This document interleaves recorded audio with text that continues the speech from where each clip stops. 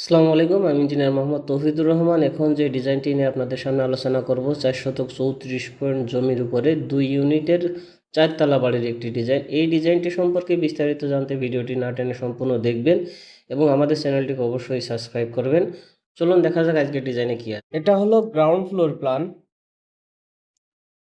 এই জমির পরিমাণ আছে এখানে 434 পয়েন্ট। প্রথমে আমরা জমির মাপটা দেখাই। ফ্রন্ট সাইডে আছে 49 ফিট 9 ইঞ্চি এবং ব্যাক সাইডে আছে 49 ফিট 9 ইঞ্চি। আর ডান সাইডে আছে 38 ফিট এবং বাম সাইডে আছে 38 ফিট। রাস্তার ভিতরে 3 ফিট ছাড়া আছে, মালিকের দেওয়া আছে 2 ফিট রাস্তা। টোটাল হচ্ছে প্রস্তাবিত 8 ফিট রাস্তা। এটা এটা হচ্ছে পার্কিং এরিয়া। পার্কিং এরিয়া আছে 20 ফিট 1 ইঞ্চি বাই 21 ফিট 7 ইঞ্চি।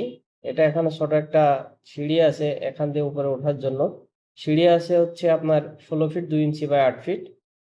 এটা হচ্ছে নিচে 3 রুমের একটা ফ্ল্যাট রাখা আছে। প্রথমে ঢুকে আছে লিভিং এরিয়া। লিভিং এরিয়া আছে 12 ফিট বাই 18 ফিট 9 ইঞ্চি। এখানে এটা হচ্ছে মাস্টার বেড। মাস্টার বেডের সাথে একটা অ্যাটাচ টয়লেট আছে 7 feet by 3 feet 7 inch. Master bed আছে 12 ফিট বাই 11 ফিট। আর এটা হচ্ছে কমন টয়লেট। কমন টয়লেট আছে 4 ফিট বাই 7 ফিট। এটা হচ্ছে রান্নাঘর। রান্নাঘর আছে 7 ফিট 6 ইঞ্চি বাই 6 ফিট। এটা কমন বেড।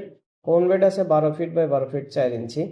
এখানে সব থেকে একটা পজিটিভ দিক হলো লিভিং এবং ডাইনিং এরিয়াটা আছে ওপেন, তার মানে খোলামেলা পর্যাপ্ত আলো বাতাস পাবে এখানে। এখানে পার্কিং এর সাথে একটা স্টোর রুম রাখা আছে, এখানে সিকিউরিটি গার্ড যদি থাকে তাও থাকতে পারবে। এখানে একটা টয়লেট রাখা আছে পার্কিং এর সাথে। 4 ফিট 7 ইঞ্চি বাই 3 ফিট 7 ইঞ্চি। অনেকের আহ একই ধরনের জমি অনেক সময় থাকে, কিন্তু এক এক ধরনের ক্লায়েন্টের চাহিদা থাকে এক এক রকম।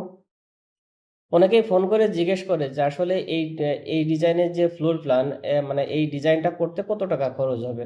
আসলে টোটাল যখন এস্টিমেট করার পরে, মানে টোটাল ডিজাইনটা করার পরে যখন এস্টিমেট করা হয়, তখন আমরা প্রপারলি দেখা যাচ্ছে স্ট্রাকচারের হিসাবটা টোটালি দেওয়া যায়, একুরেটটা দেওয়া যায়। কিন্তু স্ট্রাকচার হয়ে যাওয়ার পরে যখন আর্কিটেকচারাল বা ফিনিশিং কাজ হয় তখন কিন্তু একুরেট হিসাব দেওয়া যায় না।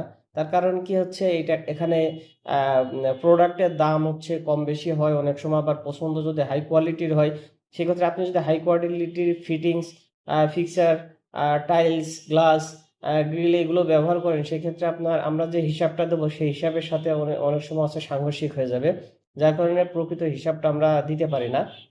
অনেকেই বলবেন যে ইঞ্জিনিয়ার হিসেবে তো আপনারা দিতে পারেন। হ্যাঁ, ইঞ্জিনিয়ার হিসেবে তো আমরা একটা হিসাব দিতে পারি, মানে আনুমানিক একটা হিসাব দিতে পারি। যেমন নিচতলা 1800 টাকা স্কোয়ার ফিট খরচ হবে আনুমানিক, কিন্তু দ্বিতীয় তলা থেকে 1400 থেকে 1600 টাকা